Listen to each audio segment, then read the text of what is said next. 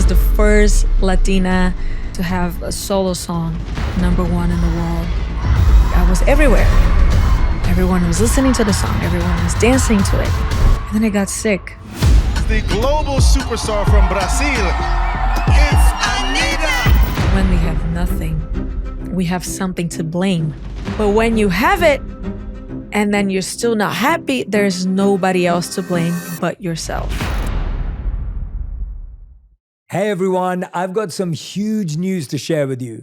In the last 90 days, 79.4% of our audience came from viewers and listeners that are not subscribed to this channel. There's research that shows that if you want to create a habit, make it easy to access. By hitting the subscribe button, you're creating a habit of learning how to be happier, healthier, and more healed.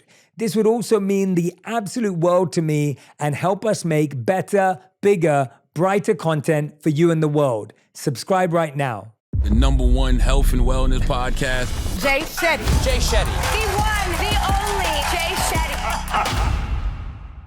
It is 3:30 p.m. You're going on stage tonight at 9 p.m. Yes, I am. I want everyone to know, Anitta, no one has ever come this early to On Purpose. Anitta was 45 minutes early and she has a show this evening and she's not asking to rush away. What does a show day look for you? Like when I watch you on stage, you're bold, you're powerful, you're so energetic, your performances are so emphatic. Like how do you prepare? You're going on stage tonight. How do you prepare for that from now till then? So I think it's two Anittas for everything. A few years ago and nowadays. I think before I used to just do so many things at the same time. And it was just this rush to conquer things. And I wanted to reach every opportunity, do everything.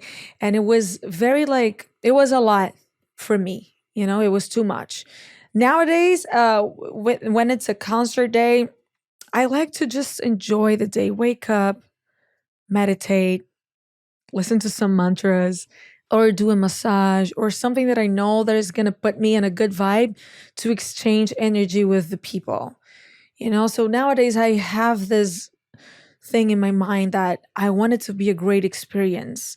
In the beginning, I used to go on stage just thinking about the result, the later, what I'm gonna get from it. I wasn't just thinking about the present moment of exchanging energy with those people. Mm-hmm. And nowadays I do. So for me, it's really important for me to get to this place with a good a circle of white light around me, you know? And you said you meditate. What kind of practice is that? You said you do some mantras. What does that look like for you? So I have a big circle of people that help me. I have a shaman, a woman that does constellation, a woman that does, it's called I don't know how to say that in English, but let me try to English size the word. It's called a radionic table. It's like when you put some crystals and stones and you do like a cleansing in your aura or something like that. So I have these different people and I dream a lot.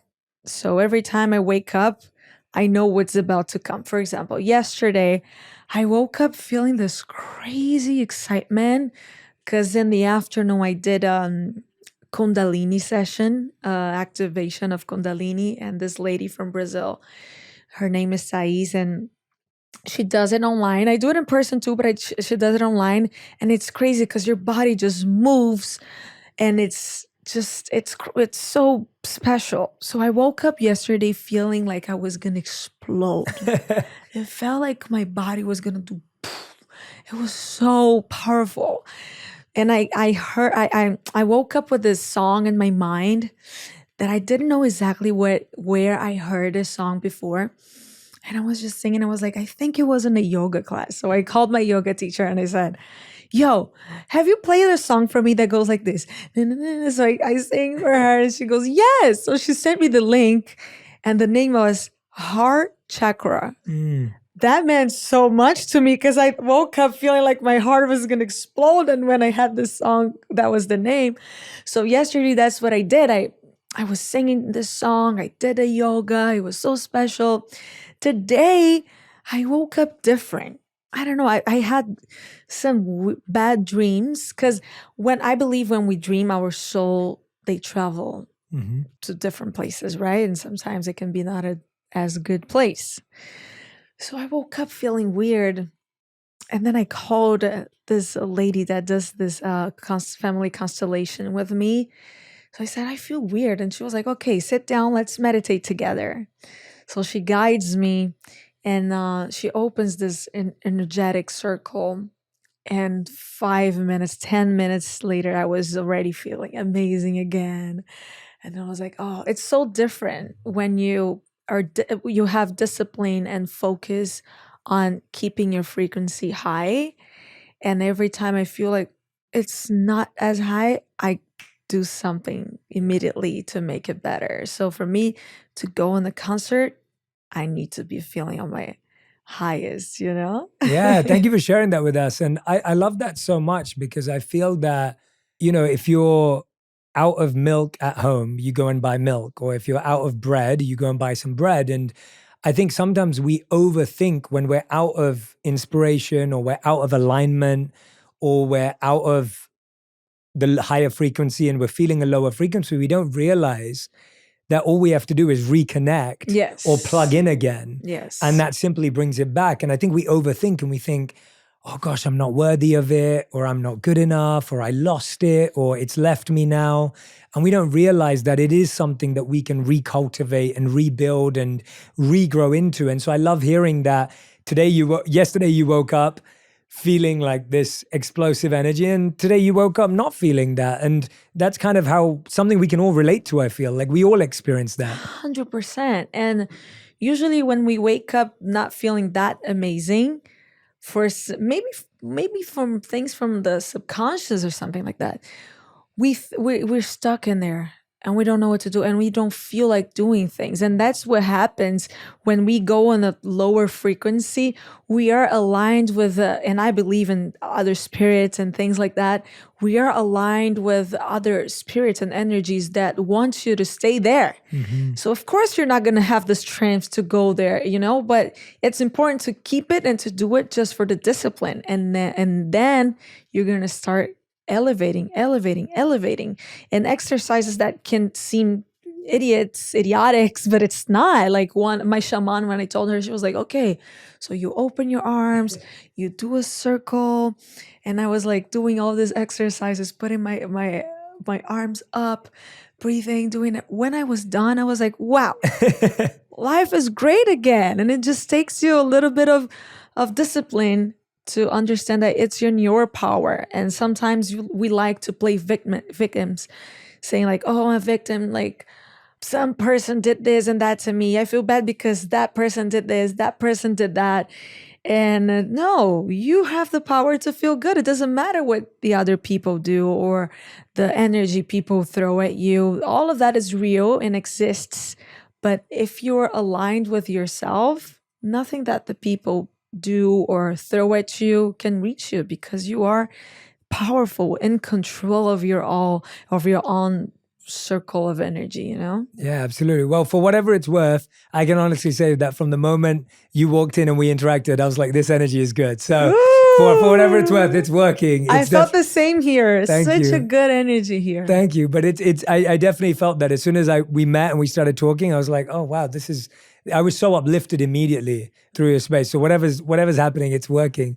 Walk me through what are some of the things that you still find do bring energy down for people, or do bring our frequency and vibration down? Like, what is it for you that kind of feels that way? I think comparison, to be compared with others, it's one of the most important thing right now that makes everybody go, down, because we have the internet in our hands, and we're there. It was made to connect us, but we're not connected at all anymore. Instead of connecting, we're just falling apart and spreading ourselves, and just becoming judgmental and everything. And I just think when we look at other people's pages, Instagram, TikTok, whatever, instead of just getting an inspiration or like feeling happy for something, you start comparing and thinking, why I don't have this? I should have that. My life should be like this. I should, and then you never get to be yourself because you're so consumed by other people's lives and choices. And then you think you need to be this, or then you see another person, no, I need to be that. And then you say, oh no, I should be doing this. And never you can get with yourself and be like, what do I really want to be? What do I really want to do? And depending on all the other people that I know or that I follow. And when we compare each other's, we are not being fair to us, to them, because we are born in different status, different countries, different body shapes. Society has so many rules to follow, even with all the prejudice, racism, the opportunities are not the same. So you cannot compare somebody that is born in a country that doesn't have as much opportunities, structure, with a person that was born in the place that has 50 times more. It's super unfair. There's no balance. So when you put yourself in this unfair situation, I feel like your inner child gets mad at you. It's like a parent comparing two brothers, where a sister and a brother that were born in different times, different situations. They are not the same gender. And then imagine your parent doing that to a kid. That's what you are doing to your inner child. Wow. And then you feel sad, you feel frustrated, and your mind starts, because our mind works on the purpose of not letting us suffer, right? So when you start comparing, your mind starts creating this anxiety to think about solutions for you to not suffer. So for me, if I'm comparing myself with that person, what's the solution? I should do this and this and that so I can get close to what. And for me, it's too much. And I used to be like that.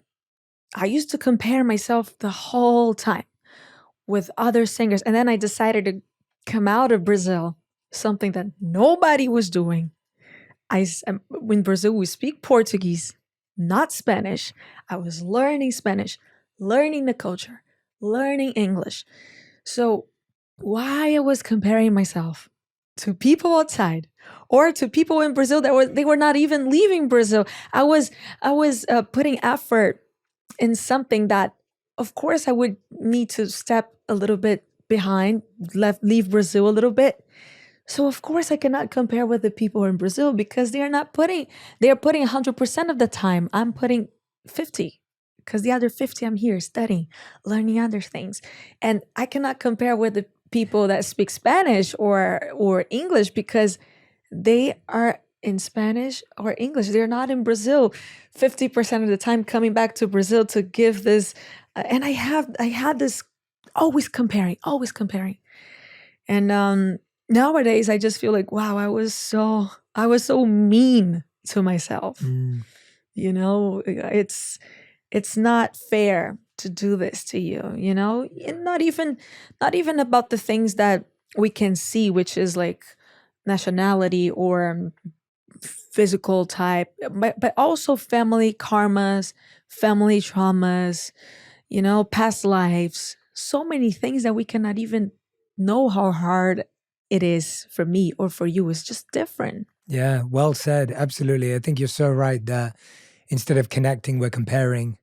And we get lost in that trap and it feels like a prison. Yeah. And you kind of keep going round and round in a loop. I mean, speaking of comparing, you were saying that a few years ago, before an event, you would have been like doing so many things and doing all this. And now you're like, well, wait a minute, actually, I want to meditate. I want to do this. What changed? When my song went #1 in the world, I worked so hard for that. I was the first female Latin singer to have a solo song #1 in the world.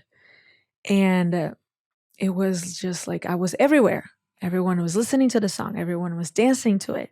And then I got sick. I got super sick. And usually when I talk about that, people go like, but what was it? What?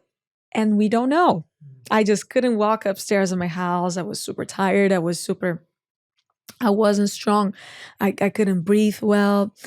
It was so many things. And then my bladder had issues. And then I did a blood test and it was like a lot of cancer indicators. It was just a lot of things that was at the same time nothing, but it was so crazy.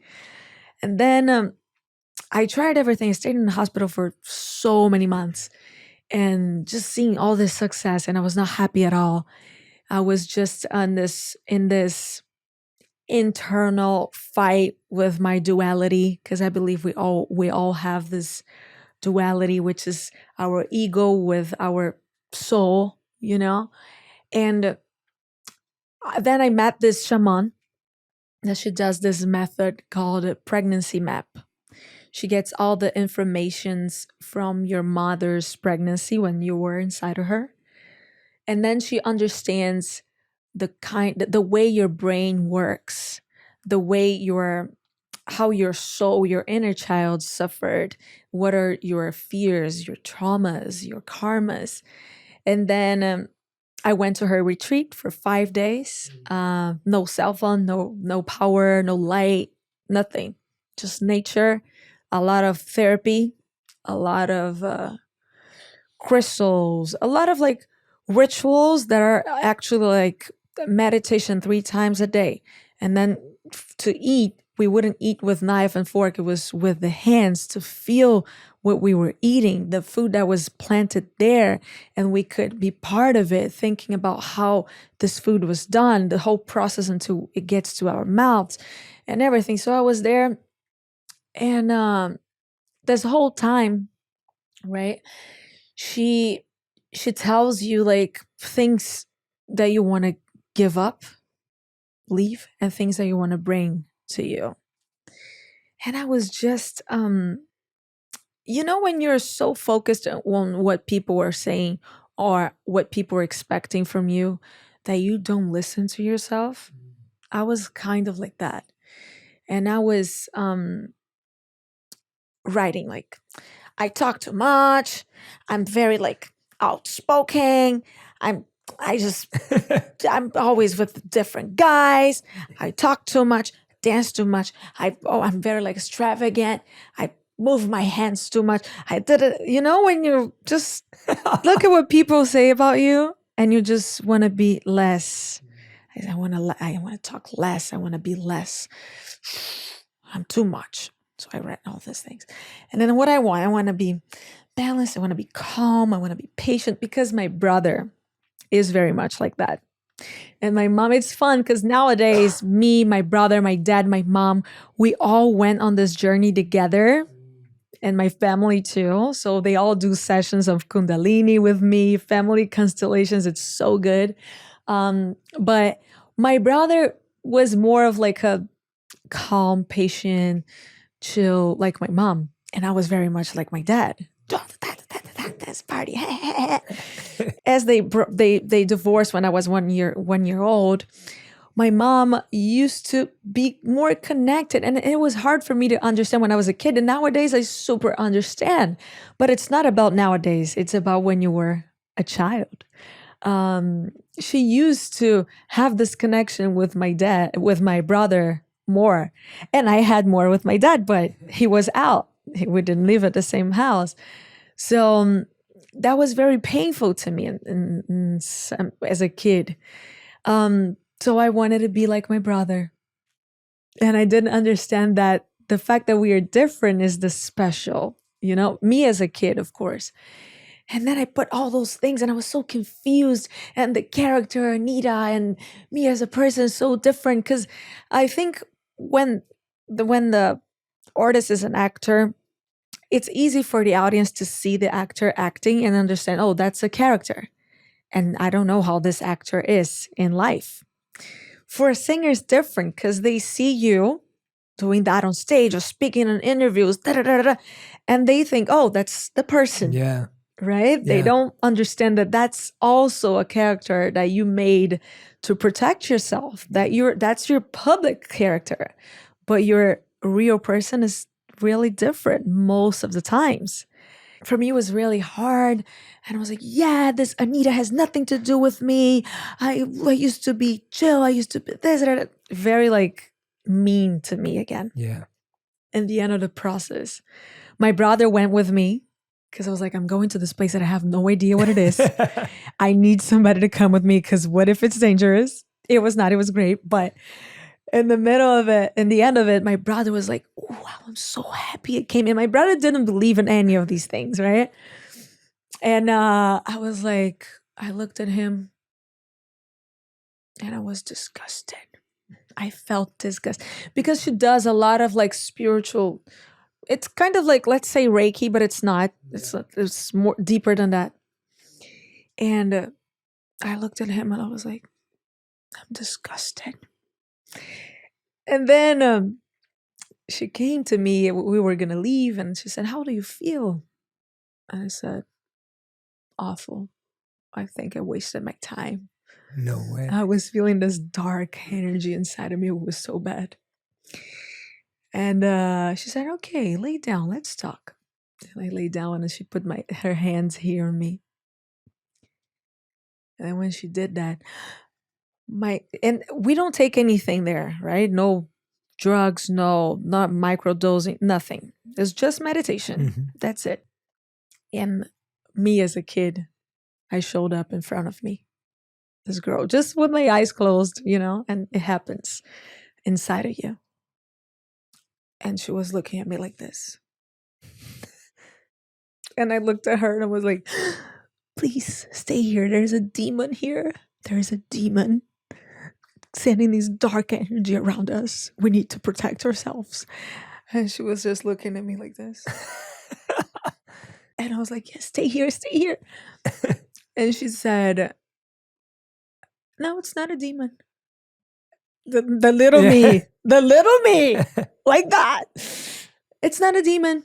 You wanted to be less talkative, less this, less that, less jumper, less," because I was less expressive. I am not less. I am more. So if you want to be less, I'm going to leave. I'm going to let you here alone. And I was like, Wow. I was like, no. Oh my God, no. You're perfect. You're perfect the way you are. And I was just hugging her like, "You're perfect, please. Oh my God, you're perfect." And she was like, "Okay, are you going to accept that I like to jump? I like to dance. I like to talk loud. I like to call attention because I'm amazing. You felt lonely and I survived. I'm a genius. I'm smart. I'm talented. And you're not looking at it. You want me to be less." And I was like, "No, I want you to be everything you can be. Please. Oh God, oh my God, oh my God, oh my God." And since that day, and then when we make pieces with each other, since that day, I know how to go there, close my eyes, talk to my inner child, and understand what's wrong, and hug her, and say and ask why we're not happy, what's happening, why are we mad, why are we feeling anxious. And then she tells me, and then I'm like, okay, let's get it done as adults that we are. And sometimes we don't realize that our inner child can be so hurt that start doing things that we don't like. And sometimes we ask ourselves, why do I behave like that? Why I'm so mad? Or why I'm so childish sometimes? And it's because of that. And we need to learn how to connect. And then after that, I just started prioritizing different things. I started to prioritize my peace, my time, take care of me. Because I think people congratulate you a lot about your professional accomplishments. "Oh, you're doing great. You're doing good. You're doing great." And then you just feel like you need that to be somebody. Yeah. You need that to be Truth. somebody, and you don't need. I watched a movie these days, and I love watching movies that put me on a good frequency. I watched a movie these days called Becoming Nobody. Oh, I haven't Have you seen watched that? that? No, I haven't It's seen that. really good. Okay. Becoming Nobody. And I woke up like some months ago. I woke up feeling, and I watched this movie, and I came back to my frequency right away because there are tools that can help you. It's a song or a movie, and there was this emptiness inside of me that I felt like I could fulfill it with success, awards, streams, algorithms. And these days, a friend of mine from Brazil, that she was like very poor, very like, she used to struggle a lot in life. And then a few years ago, she got everything she wanted, money, everything, success. And she texted me these days. And I have, my friends know that I'm very spiritual nowadays. And so they always text me for something. What can I do? I feel I'm gonna, it's funny. And I feel glad. She said, I feel like I was happier when I had nothing. Mm. And I told her, I think it's because when we have nothing, we have something to blame. So we say, oh, I'm not happy because I don't have a house. I'm not happy because I don't have money. I'm not happy because I'm not successful. So we just be like, oh, okay, it's because I don't have that. Let's keep going. Yeah. But when you have it and then you're still not happy, there's nobody else to blame but yourself. Wow. And then you feel bad because you're like, wow, I have everything and I'm not happy. What's going on? What I'm still looking for? You know, I got all the awards I wanted. I got all the streams. I got this, I got that. And now I still feel that it's missing something. Yeah. But it's not. It's because we were doing these things not because we were feeling good or enjoying the journey. It's because we thought that the result was going to fulfill us on something that just we can do for ourselves. Yeah. you Well know? said. That's really powerful. I've never heard it put like that. That difference between when you didn't have anything, you had something to blame.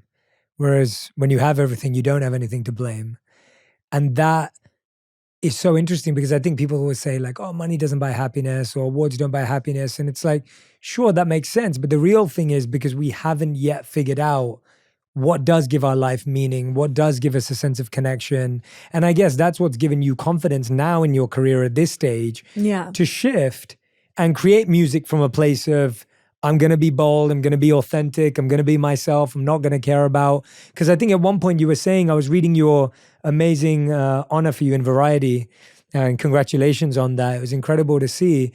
And I was reading, you were talking about how, you know, at one point you did get really attached and addicted to all those things, as you do, as things are growing and things are going ahead. And you said, well, now I actually don't feel that way. I want to. Do you think that's just a natural effect of having achieved so much, and then you think to yourself, okay, now I want to do something more meaningful? Or No, I don't think so, because I know a lot of people that they still feel that they need more. They still feel that it's because they are falling. You know, so they still feel like they need more. They want more. So they want a bigger house, a bigger car, a bigger this, more that. And they are not understanding what's the point. You know, they feel like, and I think it's because nowadays, the streaming, the algorithms, the internet, it's just crazy how people operate nowadays. It doesn't matter if you had the biggest success for 5 years. If nowadays you're not selling as much, if nowadays you're not number one anymore, and people got used to see you number one many times or top 10 many times, now you're not even going to top 50. They're going to start saying, wow, this person, dead. And I hate this behavior of the industry to be like, oh no, not hot anymore. This person is hot now. That person not hot. So that means whatever this person did for these 5 years, I don't know, it doesn't matter, because now this person is not hot anymore. Oh, cheesy. Oh, bad. Ugh, don't associate with this person. This person dead. But if tomorrow this person has a success, oh no, it's super cool. Come on.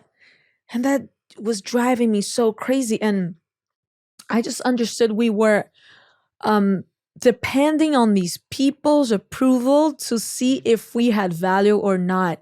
And I did not want to be dependent on that. You know, it feels like you are in the people's hands, and I don't want that. And I feel like we are only successful and happy if we know that if I lose everything, if I'm not number 1, number 10, number 100, number 300, I'm still going to be happy. If yes, then great. If no, then you need to stop everything that you're doing and start working on yourself to make sure, even if you lose everything, you're still happy. Because then you're going to make good decisions. So I only when I started to go on this journey of understanding myself and understanding that I was doing things just because I was so empty inside and I felt like I was not good enough. I needed more people's approval, people's love. Where it was like a drug. Success is like a drug. If you don't understand, it's like part of life. So when I understood that, I was like, I'm just gonna do the type of music that I feel like. If I get 10 plays, if I have 10 million or 100, I don't care. I want to feel good. I want to feel happy. Also, I feel like everyone has their moment. God gives us the moment for us to enjoy this. Amazing. And then we go to the next to evolve on something else. Yeah. We did what we needed here. Oh, great. You killed it.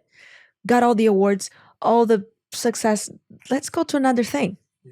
No, we get addicted because the people in this environment, if you're not there anymore, they're going to say, this person, nah, dead, not good. And then you pay attention to that and you're like, no, I can't lose this. So you keep doing all the things that you were already tired of doing. It doesn't give you the same pleasure anymore, but you keep doing it just so people don't say you failed.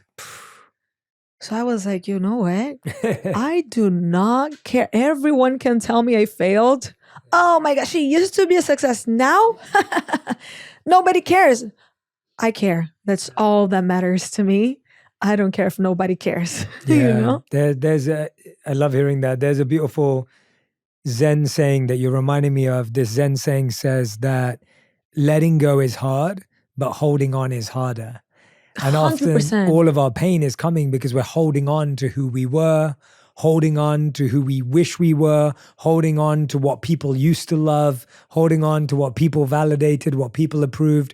And we're holding on to that and not realizing that universe, the God energy is trying to gently take us away, but our holding on is what's making it so aggressive and painful.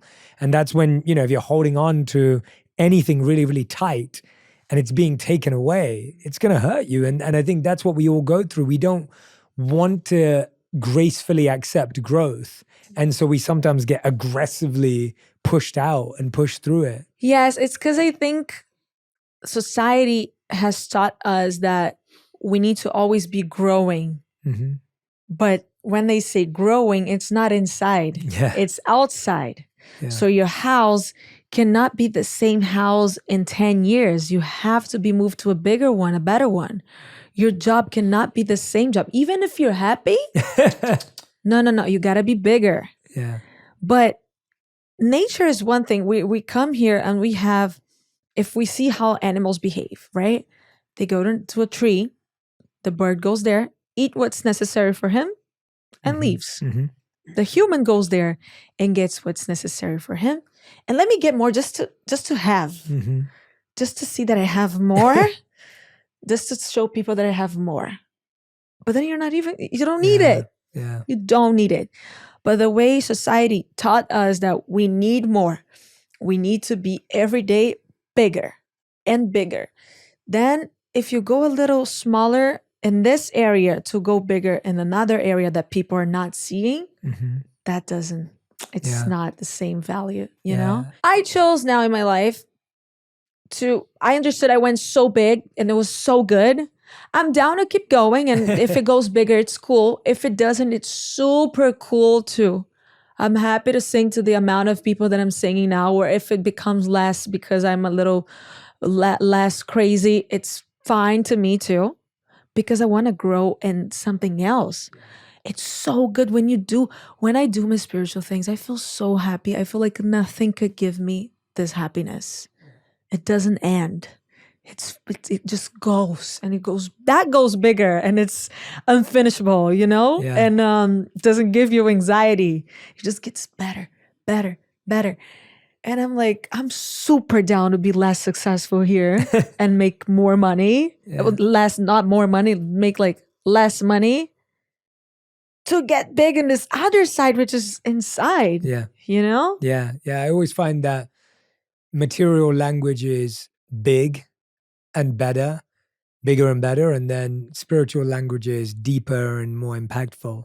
and that depth is, I think, what sounds like you're searching after. Was this the same time that you were suffering with like endometriosis? Yes. Was this like the hormonal It was changes? that, and then it was more, and then I found out that was that, and then it was my bladder, and then it was so many things. And then when I came out at the retreat, the cancer levels in my blood was not there anymore. I didn't have anything. It was just getting better. And now I feel like I'm in control. I do feel like when we hold on to emotional traumas and things like that, it can get physical, And when I do like family constellations, for example, if people they never heard of it, please search because it's so good. When I do that, I feel sometimes pain in somewhere while we're doing the session. I feel like, or my bladder, or my heart, or my stomach, and then when it's over, I feel like, ooh, I cleaned. It's better, So I do feel like it can become physical for sure. Yeah. What were the biggest traumas that have stayed with you, that have come up for you, that you feel you've carried? Because you obviously grew up in the favelas, you grew up, not in the easiest of circumstances. I think you mentioned yourself that you're almost treated like trash in Brazil, the people in the favelas. For so long. And so like, tell me about what are the traumas you felt you've held on to from your childhood that are now coming up, that you're healing now? So there's this one interesting situation in the path of this healing thing. There was this one thought that was always coming to my mind, right? I was here being Anitta. I have 3 different houses. I have everything I need. Okay, if I want to retire right now, I can, and I will live comfortably for the rest of my life. But all of a sudden, I was just here minding my business, and a thought would come to my mind. What if I get pregnant and I lose all my money and I don't have money to survive, and then I need to work in the streets to get food to my babies and I would be like, why am I thinking this? Why am I doing that? Why? And then I did this session with my shaman, and she said, this is not your thought. You got this thought the same way we get DNA from our parents and like the hair, the eyes, the body. We can get from thoughts and the energy, behaviors, and we don't realize that. So I told her, oh, for real? And then we did a session to clean this, right? To remove this from me because it's not mine. It comes from my family. So I did the session and I talked to my mom. I said, Mom, have you ever had this thought of like that you were going to lose everything? We're not going to have money, this and that. And that was like right before my birthday, of 30 years old birthday. So she said, yeah, when I got pregnant from you, your dad lost his job. And I felt like we were not going to have money to feed you guys. And I would need to work in houses as like a housemaid or something to buy food. And I was like, wow, that makes total. And she spent the whole pregnancy with this fear of not having the money to feed us. So she was fearing it. And there is like, I produced a movie with a friend of mine called Me. And it talks about this, the thoughts, the negative thoughts that your mom carries in the pregnancy becomes neuropeptides in your brain. So that's why you have these thoughts. And I was like, wow, Mom. And I did the session with the lady, and I never had this thought again. And then I was doing my birthday. I was 30 years old, so special. And I had this place that I wanted to do in Brazil. And for some reason, every place I was trying, it was not available. I was trying everywhere. Oh, not available because of this. Not available because of that. I closed one place. No, not available anymore. So there's this one place, just this one spot. And I said, okay, let's go. What can we do? It's the only spot. Let's go. So I sent my dad the invitation, sent to my dad. I said, oh, Dad, the party this year is going to be here. He was like, oh my God, daughter, this address is and my dad didn't know about the talk I had to my mom, nothing, right? And he's my best friend, but I didn't mention him. He goes, oh my God, daughter, this address used to be the company's address that I got fired when your mom was No way. pregnant. And I was like, I'm dead. Wow. Like, we're here celebrating my 30 years old with a party like full of everything that we were always afraid of not having. That's crazy. And the same address? That's crazy. Where in life? That for me was such an answer from the Yeah. universe, right? And I was like, wow, this is so meaningful. And life is full of these situations that for me are not coincidence at all. Yeah, that's incredible. It is. That's really powerful. And I love that full circle moment. Agree. And I love, I mean, the movie that you made, is that out? Where can we watch that? Me? The name is Me. Yeah. A friend of mine, the one that introduced me to this shaman, she did it, and then she asked me to help her producing it and sharing with the platforms and everything. So I was helping her on this final touch of the movie, and it talks about how you can get heritage from your parents. Yes. Not only in your blood, Yes. physical, but also mental Yes. and karmas That's that brilliant. come from your mom, from your grandmother, because it comes from father to daughter, and it's important to clean it, to work on it, because otherwise we're here with no purpose. We're not, we spend all this time here and we don't figure out what's your purpose. What are you here for? And I always had in my life this desire to understand. And when I was a kid, I was very like that already. I used to dream about a lot of things. My mom tells me that I used to wake up and see people, and I was always very connected. I used to tell them everything that was going to happen in my life. Yeah, you had Everything. visions, I've heard you say. Everything. I used to tell them like, oh, I'm going to sing here. I'm going to do this. Our house is going to be like this, like this. I used to give them details of everything. And my dad, he was always very stressed with work. And he tells me that I used to come to him and say, Dad, don't worry. In the end, everything's going to be great. You will see. You're so smart. You're so cute. You're so nice. In the end, you will see you're not going to worry about any of this. I'm going to be a singer. I'm going to do this and this and that. And it's so fun when he tells me, because I was actually describing so precisely what was going to happen. Yeah. I mean, it sounds like you've made so much spiritual investment in transforming your mind, your heart, your energy, your space. And at the same time, you've also made physical changes. Like I was learning that you also were on birth control and then you left birth control. Yeah. And I feel like even those types of changes Yes. were linked to this kind of internal change that was going on. 100%. Right? Like walk me through how life has been different when you were on birth control and then when you left, like, and walk us through that decision. I just feel like it's not natural. It was not natural, and I was just, and it's not fair if you stop to think, why just a woman needs to suffer about this situation, it needs to be a two people decision and prevention and care. But with the hormones, it was crazy because I couldn't be, it was just never, life was never like this. It was like crazy to me, and I don't get along. My body doesn't receive this well, And when I started to accept and to go into more of a natural life, also in my nutrition, I try to eat vegan in a lot of moments, not 100%. I made it for 2 years, and then Wow, it was really good. I hope I can get again in the future.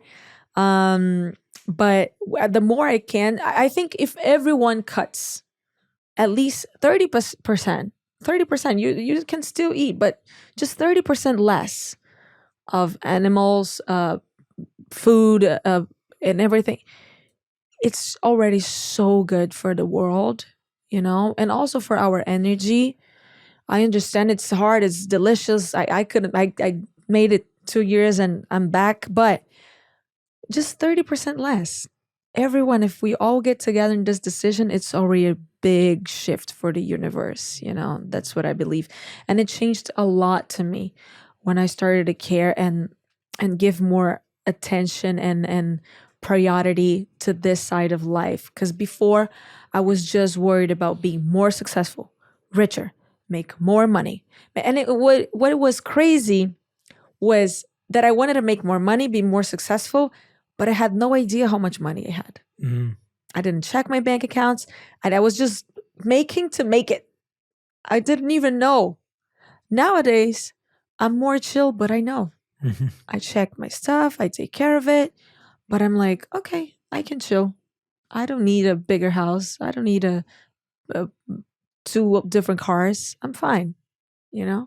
How was the birth control negatively affecting you hormonally, or what were you experiencing? Hair loss, and then the skin goes crazy, and then the mood goes crazy, and then you get very depressed in a moment, and then very happy, and then very angry, and then it's a roller coaster. It's a roller coaster, and I just didn't want that. And also your energy. When it gets close to the period, you have no energy. I just wanted to sleep all day. It was just so bad. And now I'm just stable. I'm always the same. And you can feel that difference. Yeah, I can feel totally the difference. Yeah. But it took for me more than a year to get clean from birth control. More than a year for me to stop feeling the side effects. Yeah. And it's interesting what you said about that joint responsibility of prevention. Yes. Between 2 people, but it all falls on the woman. Yeah. It's 2 people deciding something, right? It shouldn't be just the woman's responsibility. Yeah. And I feel like if it was the man getting pregnant, it would be very different. Very different. The laws would be different. The birth controls would be different. Everything would be very different. And I think people don't realize these side effects that you're explaining right now. I feel like it's so common for women to be on birth control, but people don't realize like how many other negative impacts it's having in life, whether it's mood, performance. Yes, and I think also in the future, maybe when you're older, you're gonna feel more. And before I had a copper IUD, and it was so bad for my uterus, so bad. It was just a lot of blood, and then it's worse for the endometriosis. It was a whole thing.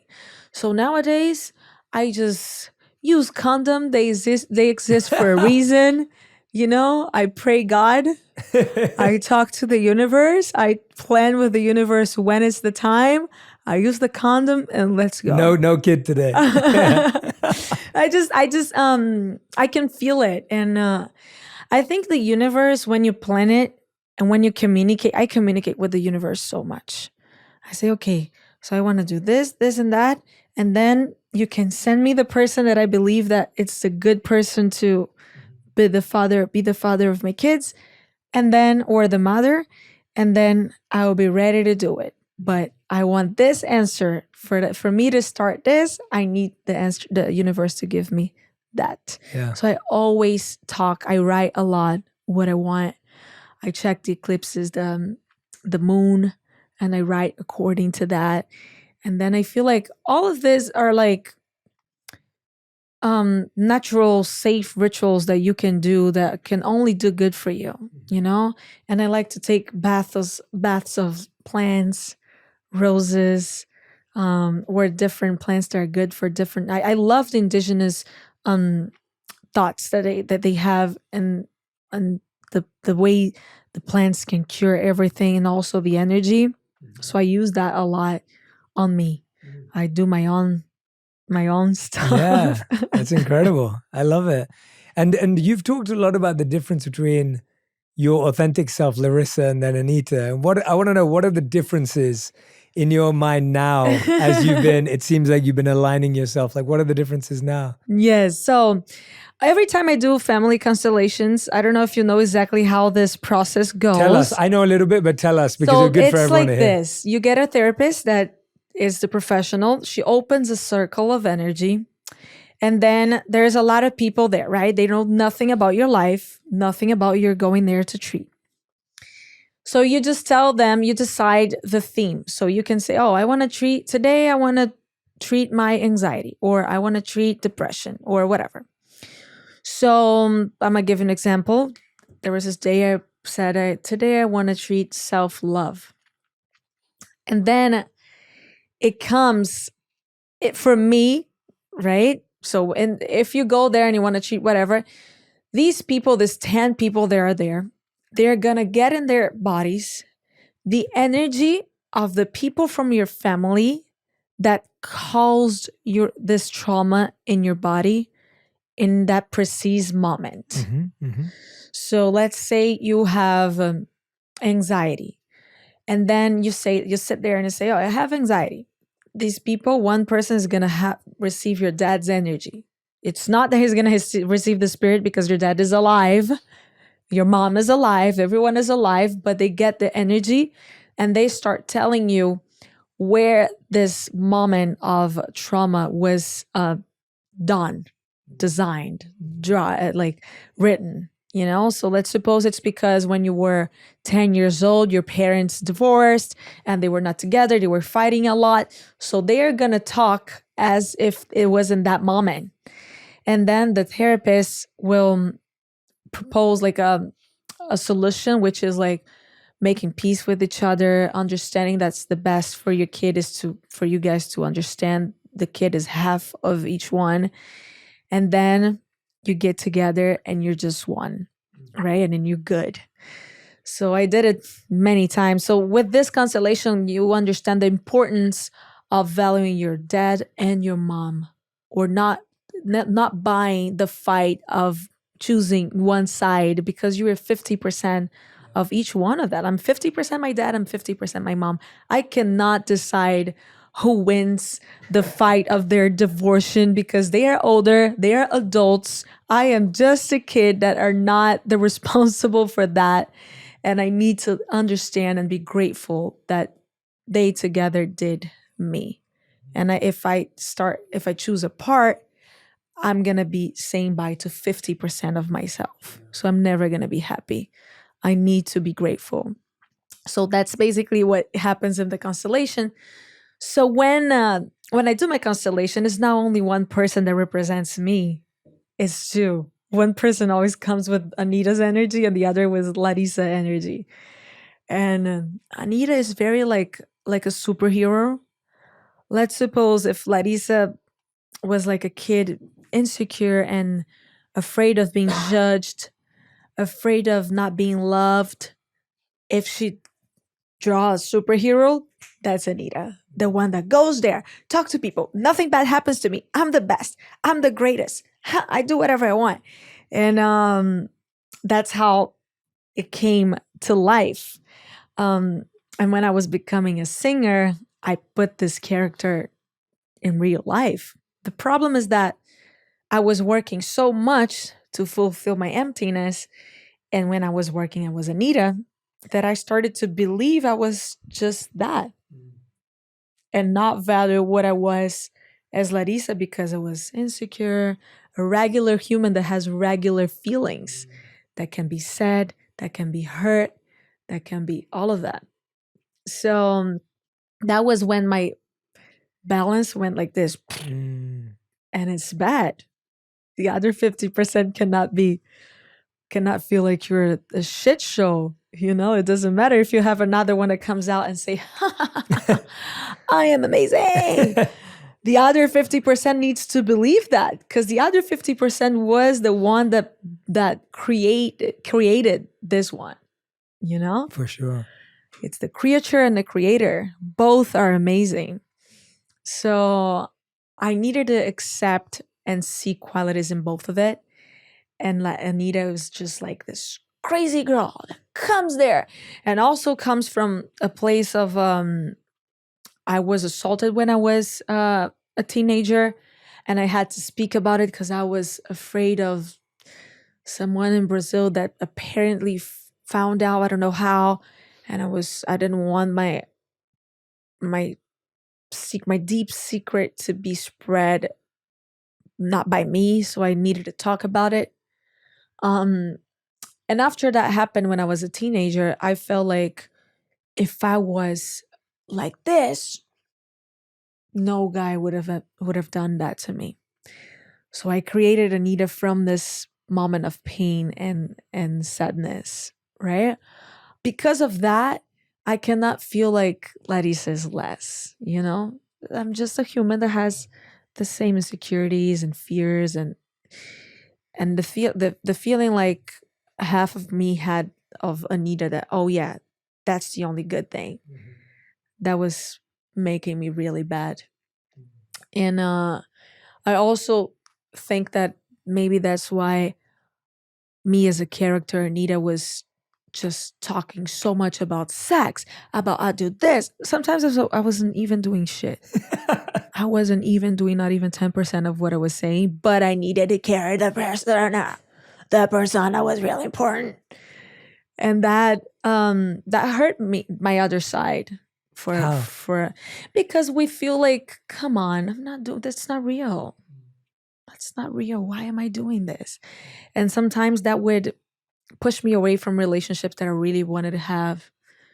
And I just and at the same time, this battle would never let me get interested in anybody because I was always feeling it's like a subconscious thing. I would always feel like, oh yeah, I'm gonna get hurt. So I would never be interested in anybody. Or I would be for 3 months and then I would be like, next.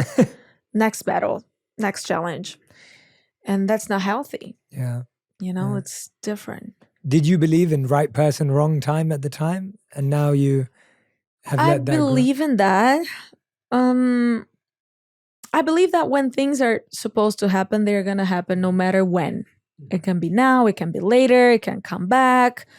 So I don't believe, I think that's more it. But I also believe that the things that society put in our head can mess up relations, all types of relations for us. For example, I'm a singer, I'm successful, I have my money, etc., etc.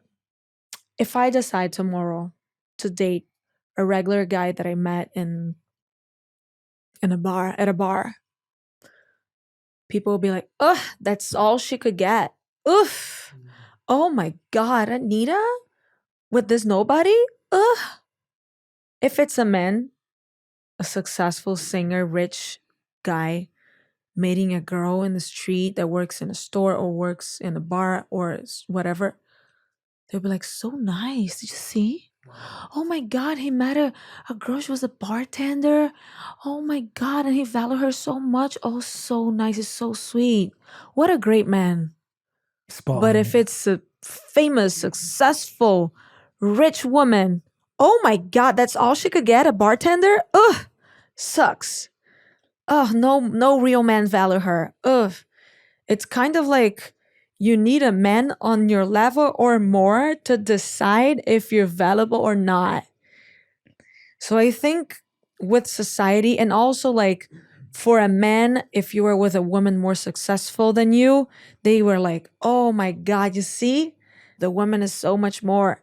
And then it fucks up this guy's self-esteem.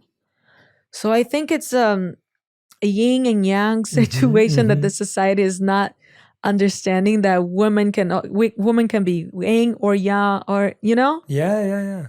And I think that mess up with a lot of good opportunities of people getting together because of society's statements. Yeah. That's a really, really interesting point. And I think there's so many versions of that. Like I've met people who are like, oh, well, I can't date that person because if I date someone outside of my community, then people will say, oh, he doesn't date people in our community, and or vice versa. And I feel like there's so many versions of that. And the gender breakdown you just shared, I think it sadly is true. And that's why we can't try to live up to society's expectations. Exactly. 100%. Because we're always going to throw away amazing life opportunities. Yes. I know someone was saying to me they can't do a movie because people wouldn't want to see them with a certain person. And so people are giving up huge career opportunities for themselves because they're worried about what people will think or what people will say. And I mean, talking about that, you recently paid homage to native Brazilian religions in your new music video. Yeah. And, you know, which is deeply important to you. And you have this I think, elegant way of balancing your beliefs. And even today, I think we can see what a spiritual individual you are, but not everyone was happy about that. Like, Yeah. I think it was like something like 200,000 people decided to not follow you anymore. Now it's 300,000. Now it's 300,000, right? Like, Yeah. walk me through why it was important to you to pay homage to those traditions, why they were so important to you. And then how do you respond and react to the feeling of 300,000 people now, you said? So I already knew that was going to happen because yeah. people are the intolerance of people, of their beliefs and different beliefs it's crazy. It's crazy. People don't accept, in my opinion, religions it's like veins that go to a heart. They just are in different spots, That's beautiful. but they get to the same place to be a better human, to evolve.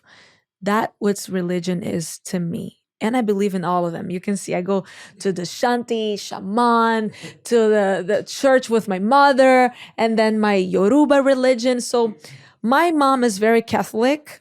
My dad's family brings with him the Yoruba religion, right? That this religion comes from heritages of like souls, right? This religion was originally in Africa, and when the slaves were kidnapped from their countries to be brought to America, South America, they of course had their beliefs and religions, but they were very bad punished if they were exercising their religions in Brazil or whatever. So they would kidnap the slaves, bring to Brazil, and tell them, now you're Catholic. We don't care. And you cannot exercise your religion here. And if they did, punishment. Wow. Killing, not only punishment. In Brazil, until nowadays, people get into the temples, terreiros, the temples of Yoruba, to break and kill in the name of Jesus. So I honestly don't believe Jesus. I believe in Jesus so much and God, everything. But I don't believe Jesus would come to anybody. Such a bright soul would say, if you see somebody doing that, kill this person. I don't believe in that. I think Jesus for me is forgiveness, is love, is understanding each other's moment and how the speed of each one to evolve, right? It's harder for ones, easier for others. It's faster for ones, for others it's not. I believe Jesus and all the angels and all the orishas, they're all ready when a soul asks for forgiveness and for help. I believe they're always ready to help. So I don't believe there is a God or a Jesus that punishes somebody for not following the rule. I don't believe in that. And my religion believes in the forces of nature. Yoruba in Brazil is called candomblé. We believe there are entities of different, like the waterfall, the fire, the river, the forest, the rain, the sea. So that's what we believe. The sea, Yemanja is from the sea. The fires, Yansan. The waterfalls is Oshun. The forest is Oshasi. So we believe in these things and the nature energies. Because of the fact that a lot of people can impersonate or feel the energy in their bodies, they say it's the demon. But you can't just say things without going there and searching for real, getting close and understanding, okay, let me see, what is this? And I feel like when I'm in my religion, and I follow it since I'm a kid because of my dad, I never felt bad. I always felt like this peace. And I can't believe the evil force can just make you feel like so connected to God and so good, and avoiding things that are not good for you. When we're there, we cannot drink alcohol. We cannot, It's clean. It's beautiful. We don't believe in the devil. We don't believe there is a devil. There is a demon. We believe in humans that can get to a very, very low frequency, a very dark place with their souls, and then they can become evil and mean.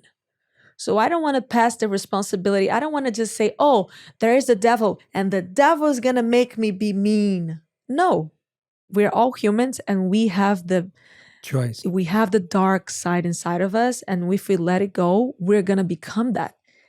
We cannot find another person to blame. Oh, no, I did that because the devil. No, let's take responsibility.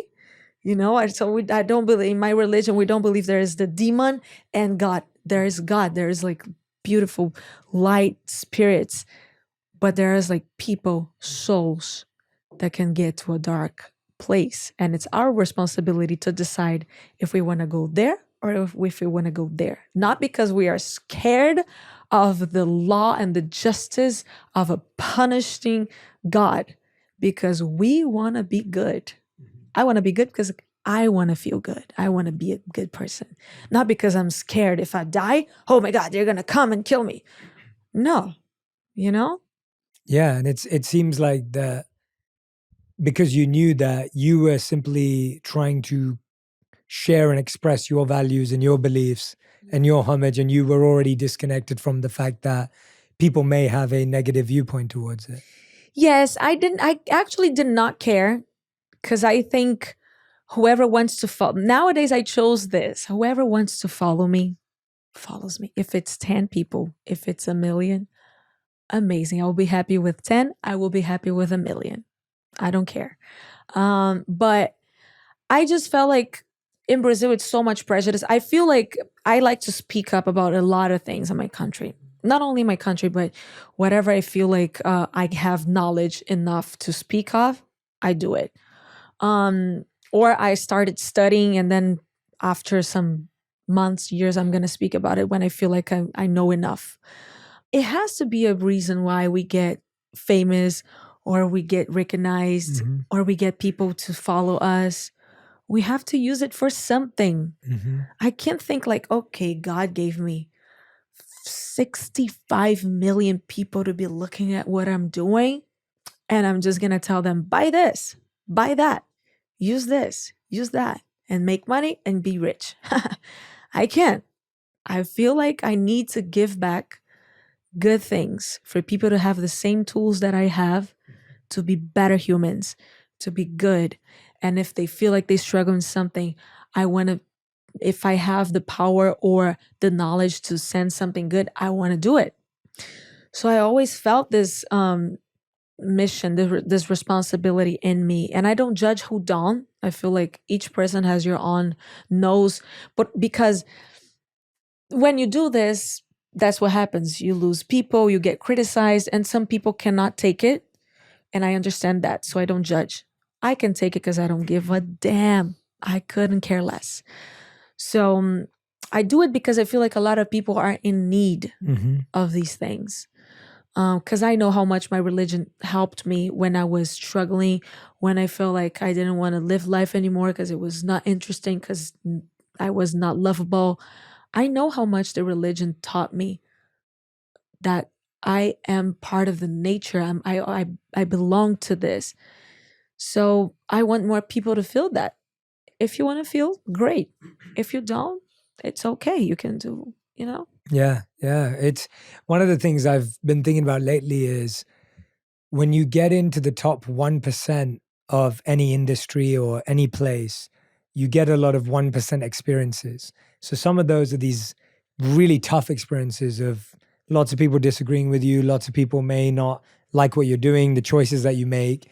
And then at the same time, which is what happened to you recently joined Madonna on her tour and did this most historic event of, I think, 1.6 million people. I think that's the largest ever audience at a concert. And it's almost like you go from having this experience of, having hundreds of thousands of people unfollow you to then having these moments where you're a part of history. I mean, what did that feel like? What was that experience like? It was great. In Brazil, they do these concerts in Copacabana Beach. I did once. But it was New Year's Eve, so it was 5 million people. Oh, okay. Oh, It so was you've done a great. bigger one. No, but it's because it was New Year's Eve. Come on, Madonna was there. No, it was her. She was the event. It was her show, and yeah. she got 1,600,000 people. Yeah. It was crazy. But a lot of people in Brazil do that in New Year's Eve at the beach, and it's amazing. But also, her concert had a lot of conservatives saying like, "Oh my God, this is so, oh, the devil, like, she was a woman that abdicated her life to fight for people, for their sexualities, for the LGBTQ community, for women to be free to feel pleasure, because just men could feel pleasure. And she fought for that. And you have to be really brave to face. And in that time, when she started, it was crazy. Cops coming to her concert and all the things that she faced to that, because she knew she was bringing acceptance to people that wanted to come out, that wanted to be proud of being gay, that wanted to be proud of being lesbian, of feeling pleasure as a woman. So to me, that was really important. That was a woman celebrating, like, with 1 million gays, 1 million and something gays at a beach, that they were free to be gays. That was amazing. Not only gays, but families accepting gays, lesbians, trans. It was so important. But a lot of conservatives were like, "Oh, this is the devil. This is that." And I just feel like we have the choice of doing whatever we want, and we don't need to we're not judges of anything. Before judging another person, we gotta see our own situations. So I just don't feel, if you don't want to do it, you can just go do your thing and let people do what they want.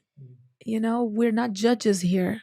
We're all souls looking for evolution. And I was so happy that she invited me. I also fight for so many things that I believe in my country, and I try to help as much as I can. Nowadays, mostly indigenous and the indigenous causes, because the way politicians are killing the Amazon, it's crazy. The way they're just not giving a damn to the Amazon, to the environment, it's insane. So I like to fight for that, because nature has no voice. Indigenous are not on social media. They are not influencers. They are there. There are very good influencers, but still don't have voices that have indigenous origins.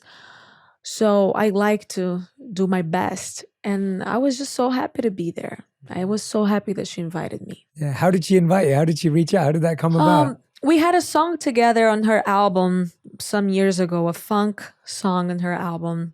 And then when she came to Brazil, the first thing she said, "Okay, we got to do this." And I actually couldn't. And then I was like moving so many things around so I could be there. It was so important. And she also invited Pablo Vittar, which is a drag queen, very good, great singer of Brazil, very successful, famous drag queen of Brazil. That's amazing. I mean, Anitta, when I'm speaking to you today, and I think when you look at someone like yourself, it's very easy to forget the challenges and the hardships that someone's had on the way up. When you see someone successful, I think a lot of the time even if we knew them on the way up, we start believing people were an overnight success. And that's when you were saying earlier that, then we start to write people off. We find the next person, whatever. But you've talked a lot about, even like looking at it from a forward thinking perspective. You talked about just challenges you had with your record label and then finding the right label. Like, could you walk us through some of the key challenges you've had in even breaking out? Because I think the odds of someone like yourself from the favelas who does this is so rare and difficult. And, I don't know what the odds are, but I'm guessing it's like, 1 in whatever. Walk us through some of those key challenges that you think you've had to break through on the way up, not now, but the ones that you've had on that journey. And maybe the record label one is a good one to start with. I think No, I think the first one was in my country because I come from the favelas, from the ghetto, from the communities. And the rhythm that we do there, it's funk, which would be like the hip hop in the 90s here in the US, people getting arrested for doing it, people suffering a lot of prejudice. So that was the first one that I was like, wow, people don't want me in restaurants, people don't want me in magazines, people don't want me anywhere. They think I'm the shit show because I come from this environment, from this, that's my origin. So that was like the first one for me to fight against that. And just like, I couldn't even like find a management. I was my own manager for so many years, I would be the one going to the brands, trying to convince them to support me, or to the radios to negotiate my songs. Yeah. For them to even play it. Yes. Me and my brother to negotiate like concerts and everything like that. It was just me and my brother for so many years. And then after that, I think like coming out and convincing label, coming out of Brazil, convincing label, team, everybody that this could be something, because the last time we had a successful artist was 50 years ago with Tom Jobim, with a girl from Ipanema, and Vinicius de Moraes. And a woman, it was in the 40s with Carmen Miranda. So they were like, no, that doesn't happen. Brazilians, no. Because when you say like a Latin singer, Brazil is a Latin country, but we speak Portuguese. So it's very different. There is another barrier because we speak Portuguese, not Spanish. So the songs that go on in a Spanish market don't happen in Brazil. Whatever happens in Brazil don't happen in a Spanish market. So for me to convince the label or the team, my own brother, that this would work Your own brother was really hard. He was like, wow, you finally, when we broke the prejudice here, you want to go to another thing? We didn't even take time to rest. But again, my emptiness was like, no, we're going to get it. We're going to conquer the world. And I just wanted it. I like to try new things. And I like to challenge myself. I get bored very easily, not only of men. Now it's going to finish, for God's sake. And I was like, changing now. That's changing. Thanks to Jesus. Thanks to the spiritual journey. And there's also it, right? Because people think women, when a woman doesn't have a relationship for many years, because a man didn't want it. No, baby, it's because I didn't want it. Let's see what happens from now on. But it was a big challenge. And my brother was always like, oh my God, okay, let's go. He would go just to be with me, to protect me. But nobody else, they would just be like, I am not going with this girl. She's crazy, And I would put my own money. Wow. I would just do, just from what I believe and go for it. I just think the difference was that before I was very anxious and pressured and nervous about it, and always like with this feeling of like, no, I need to get it. And nowadays I'm like, it's okay. Whatever happens, happens. But this was a big one. And now and then it's funny because when I started like bring people from the Spanish market to Brazil and then come out with my stuff to outside, and things started to go right and go well, then everyone wants to figure out how to do it. Everyone wants to do it too. And I'm like, okay. And until nowadays, like, my album is not an easy album to put out. It's a Brazilian funk album. People don't do Brazilian funk. There's no playlist to add my songs because it's not in Portuguese. So the Brazilian funk playlists, it's not in Portuguese. Here outside, there's no playlist of funk in English. In Spanish, neither. So you're inventing it though. You're inventing that. I'm basically doing like something. Let's see if everyone joins this crazy. I'm sure they will. Thing. Yeah. Let's see what happens. The only reason I could put this album out now is because I was super sick. I thought I was gonna die. Remember? And I was like, you know what? Because I've been trying to do this album for so long, but everyone was always like, no, it's a fail. this album has no place to put.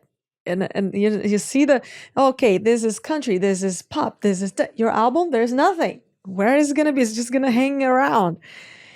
And it took me a very like spiritual place of detachment to be like, okay, I'm going to put out whatever happens, happens.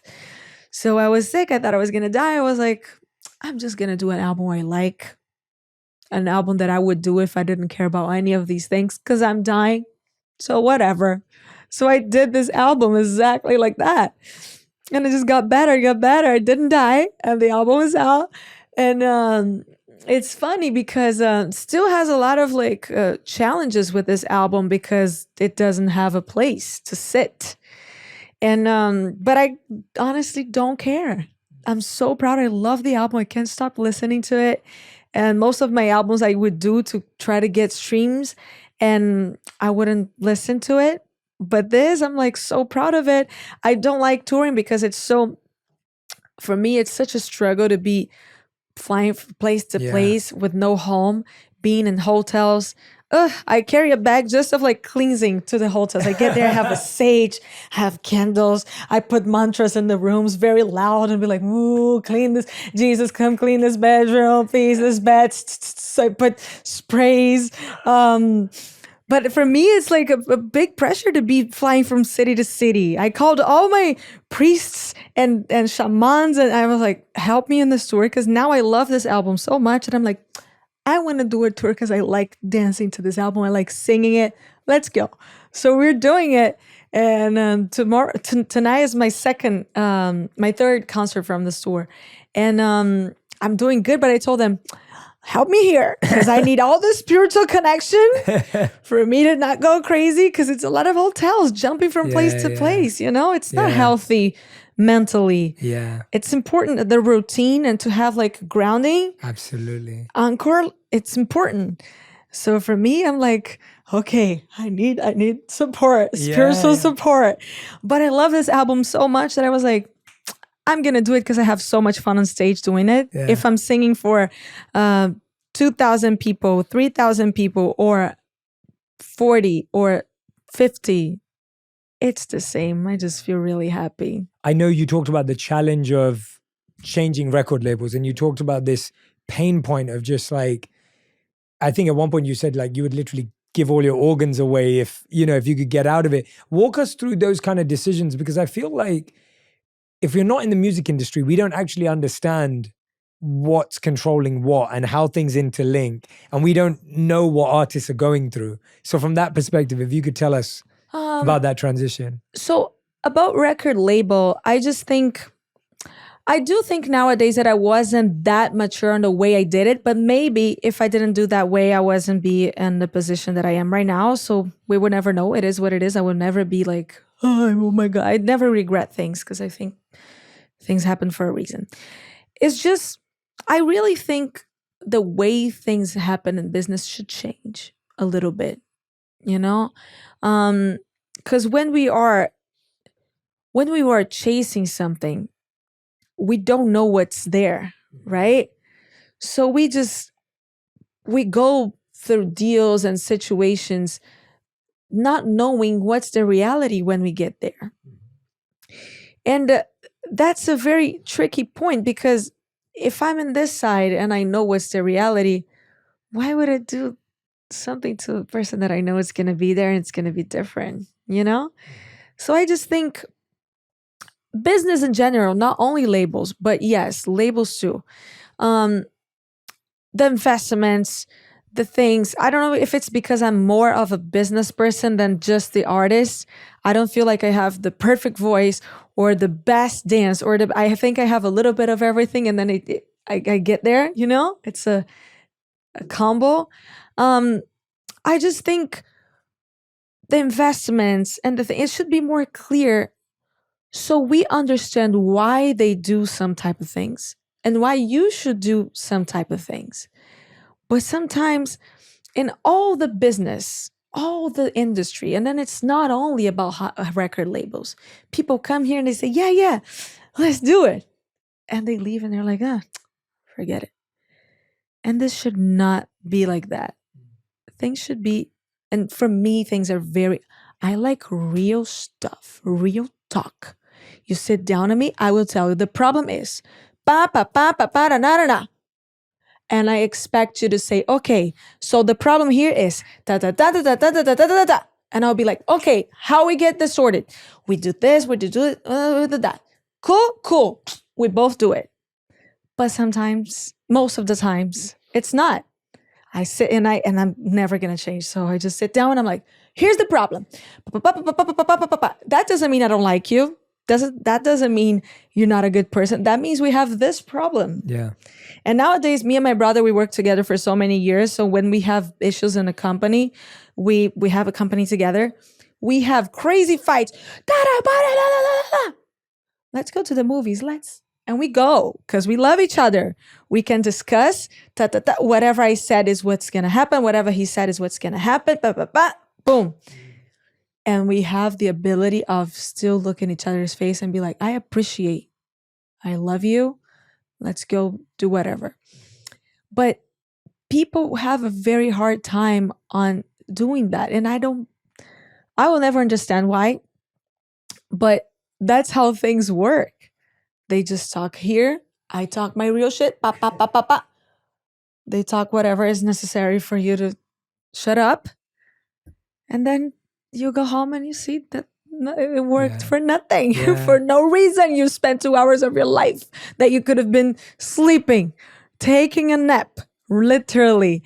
And then people have this, but I think it's in all industries. I don't think it's only in record labels. I don't think it's only in music. I think it's everywhere. People in work have a very hard time on sitting down and being like, the problem for you is this, for me is this. Let's do this. Yeah. And then do what they actually agreed it.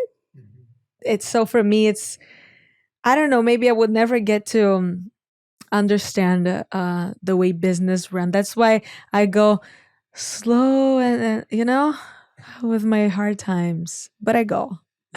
That's brilliant. I love hearing that. And I can see I want everyone who's listening, if you're not watching, when I'm sitting with you, it's so resonant to me that it's such a peaceful place with that. And what I think is really beautiful and special, I was in Bhutan recently this year, and Bhutan's known for measuring gross national happiness, not GDP. So they measure happiness there, and they have spiritual tradition and where culture. Is that? It's landlocked between India and China. Okay. So it's a tiny country, but they have this incredible heart of spirituality that runs through everything they do. And the king famously said they measure GNH, gross national happiness. So I was visiting there this year, and I met a filmmaker there. His name was Pao, very wonderful gentleman, very, very talented.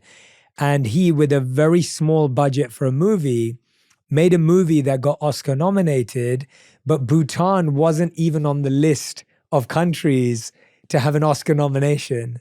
But because of him now, the movie got, the Bhutan is now on the list. And I often think about that with cultures, traditions, genres that we don't know about yet, that there aren't a Grammy award for, that there aren't, like you're saying, like there isn't a place for Brazilian funk. Like what playlist does that go on? But I think that's what the world is looking for right now, this opportunity to be introduced. I'm always looking for discovering new. I was talking about records. I really got into collecting records, and I was traveling, and I really got into Brazilian jazz lately, and I never knew about Brazilian jazz growing up. And if it wasn't for the ability to bump into something.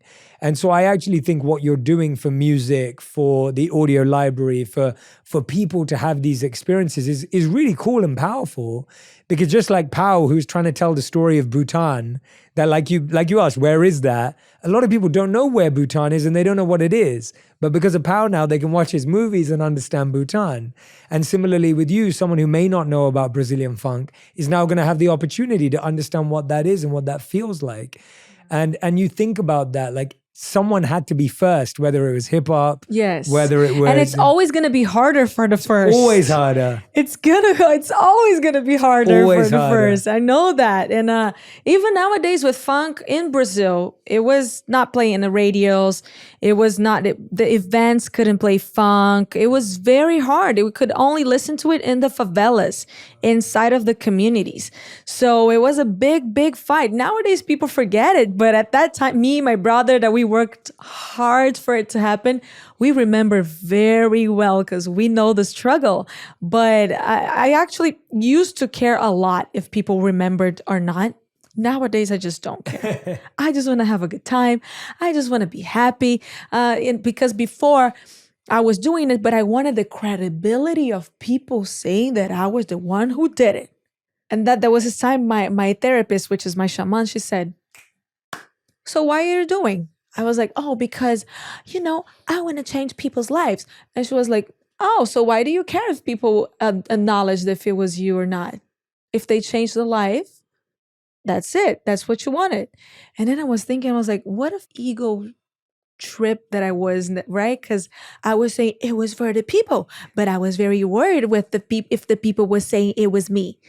So in the end of the day, if it's for the people, we should not care if people are acknowledging or not, if it was you or not. Absolutely. So right now I'm in this place of like, and I think that's what it would take for me to be in this spiritual place of like, to do this album or to do whatever I want to do, to be in a place of like not care about the response.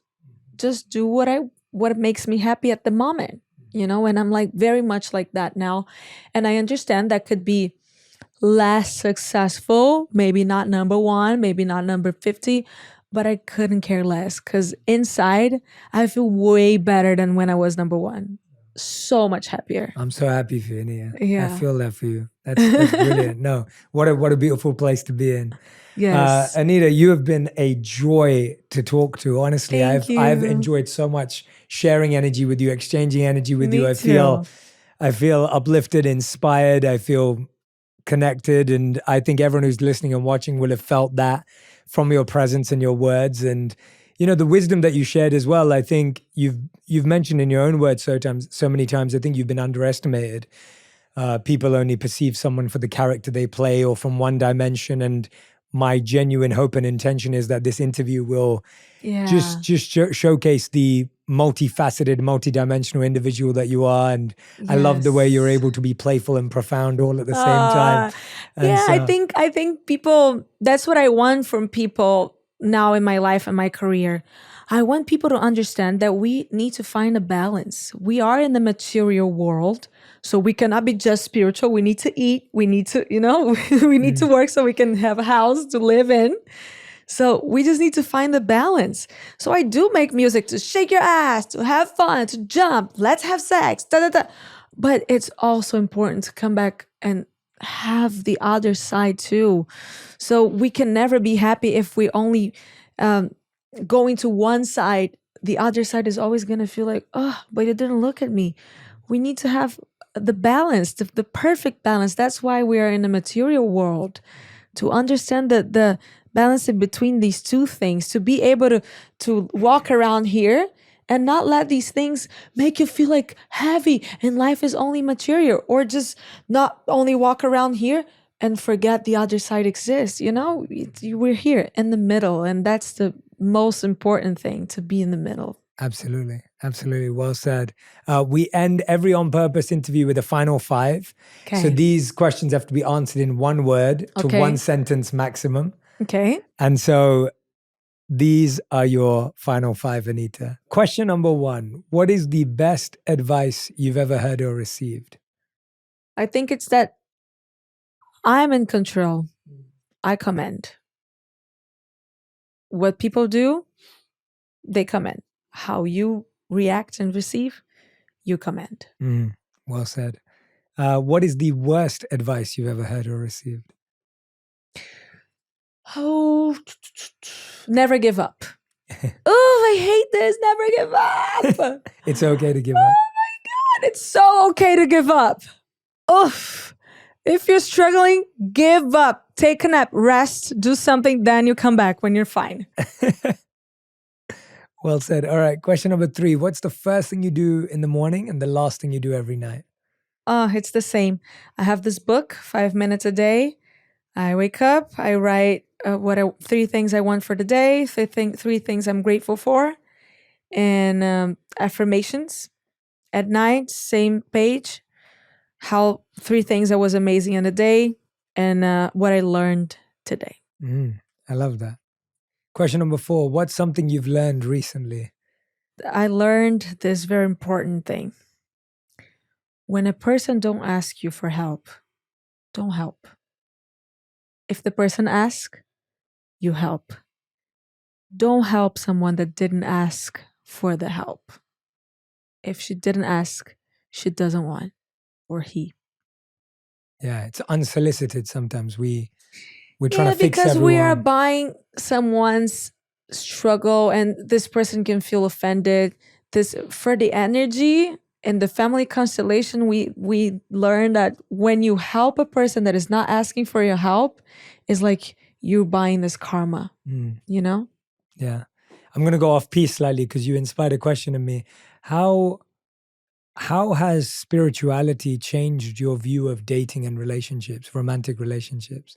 I feel like it's like a dance nowadays. Before, I used to feel like relationships was what I was reading outside, seeing outside from others. And nowadays, spirituality taught me that the relationship that you have with yourself is going to be the mirror for the relationship that you have with the other. So nowadays, I work at myself a lot so I can have a relationship with somebody. And when I find somebody that is not having a good relationship with himself, I already know that it's not going to work, and I don't insist. I let the person know, I am here, I'm working on myself, and you're here for us to have a good, healthy, soft, easy, nice thing and grow together inside. If no, then it's not, you know? But I used to think of relationship in a very different way. Very different way. The person needed to add me and all the things that people outside ask. Oh, what does he do? Da-da-da. Does he do this? Da-da-da. How is the family? What if you have kids? Nowadays, I just see inside. Do you treat yourself very well? If yes, then let's go, because I treat myself very well too. I love that. 5th and final question. We ask this to every guest who's ever been on the show. If you could create one law that everyone in the world had to follow, what would it be? I would create a limit of money that each person can have. Wow. That's it. That's what you can have. Now, the more you have, you're going to pass to the nature. You don't need to pass. I understand. The money comes for those who work hard, put an effort. But after some here, you don't need more. No one needs that much. You need to share. If you want to build a school, cool. If you want to protect the Amazon, cool. If you want whatever, no one needs, I'm talking about necessity. No one needs billions. Billions? Nobody needs the necessity. It's not there. Anitta, phenomenal answer. Fantastic interview. Thank you so much. It has been you. such a joy. It's been wonderful being with you. I hope that everyone who's been listening and watching, let me and Anitta know what resonated with you. I know you guys cut up the best clips for TikTok and Instagram, and make sure you tag both of us so that we can see what stayed with you, what connected with you, what meant something to you. I'm sure that there were so many insights and so many points of wisdom that Anitta shared today that have left a mark on you, and I can't wait to see what has stayed with you. Anitta, thank you so much again for this opportunity. It was such a pleasure. It was such a joy. I'm loved so it. grateful. And yeah, thank you for sharing this time with me. Thank you. Thank you. If this is the year that you're trying to get creative, you're trying to build more, I need you to listen to this episode with Rick Rubin on how to break into your most creative self, how to use unconventional methods that lead to success, and the secret to genuinely loving what you do. If you're trying to find your passion and your lane, Rick Rubin's episode is the one for you. Just because I like it, that doesn't give it any value. Like, as an artist, if you like it, that's all of the value. That's the success comes when you say, I like this enough for other people to see it.